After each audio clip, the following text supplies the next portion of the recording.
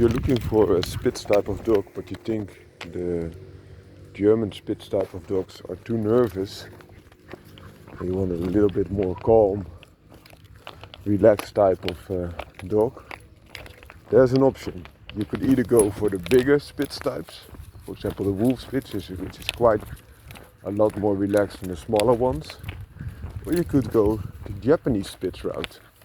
So the Japanese Spitz is an all-white Spitz type of dog. It is developed by using first white Spitz from Germany, smaller varieties, small to medium, and then crossing in after a while other types of white Spitz type of dogs to further improve the breed that they were developing. It's quite a recent breed. It's developed in the start of the last century, 1920s, 1930s, and there was some white Spitz imported from China to Japan, and that started it. They wanted to have their own. So some people think it's just a variety of the German Spitz, which is pretty close, but they bred in other Spitz types of dogs to create their own.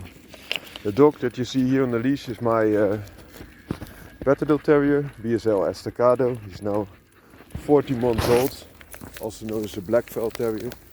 It has a similar size as compared to the Japanese Spitz. Japanese Spitz are often around 38 centimeters at the withers. Some can be bigger, especially the males. They're bred as companion dogs, companion and show dogs, so just pets. And they do have that watchfulness that most Spitz type of dogs have, if not all. So they're good watchdogs. They're, due to their size, not good guard dogs, of course. They will try, but they pack little punch. They're nice, little, stable dogs, especially for the Spitz type of dogs. So in general, the Spitz type of dogs, especially the small ones, will bark at anything and will be quite nervous to many. An owner, they like the alertness, but they are over alert. The Japanese Spitz solves this to a great degree by being just more according to the Japanese tradition. They want a stable dog that's almost inert to its environment. Goedemorgen.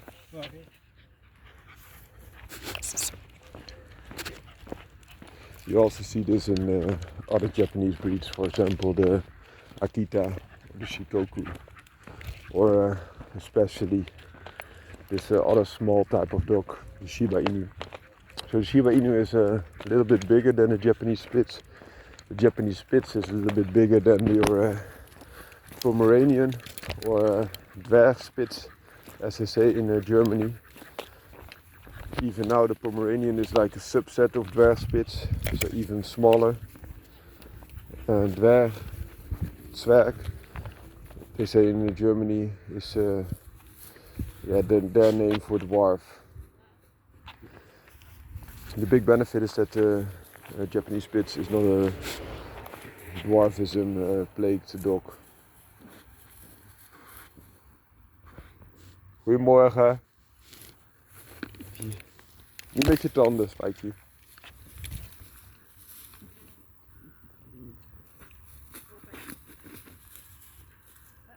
Good, sir.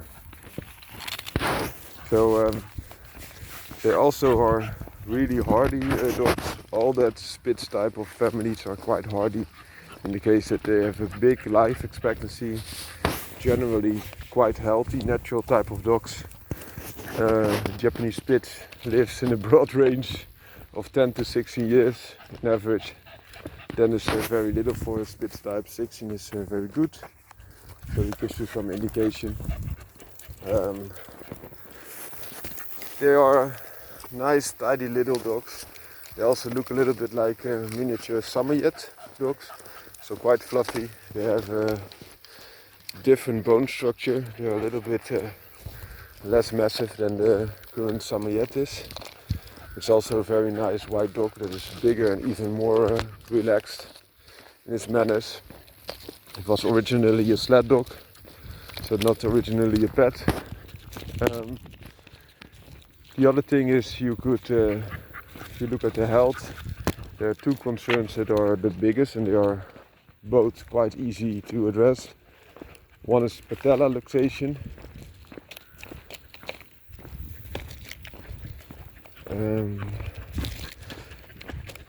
This means that the cap of the knee will be dislocated from its normal place to another place.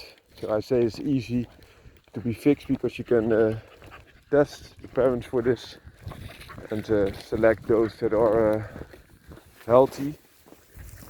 Also because it's a smaller breed, the chances of big problems are often a little bit less as compared to bigger breeds. And the other thing is that they have runny eyes, which can be selected for as well. So runny eyes means that they have just debris coming out of the eyes, especially fluid, but also some parts that are kept in the fluid. So even if you have a dog with this, you can clean his eyes frequently. This helps a lot. Others is that you can select for it, of course.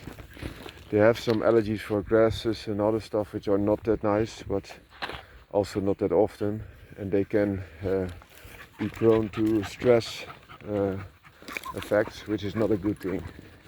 As I mentioned, also the Japanese wanted a dog that was less stressful and also less stressed out, but sometimes you get a backlash of that old German small Spitz stressful nature.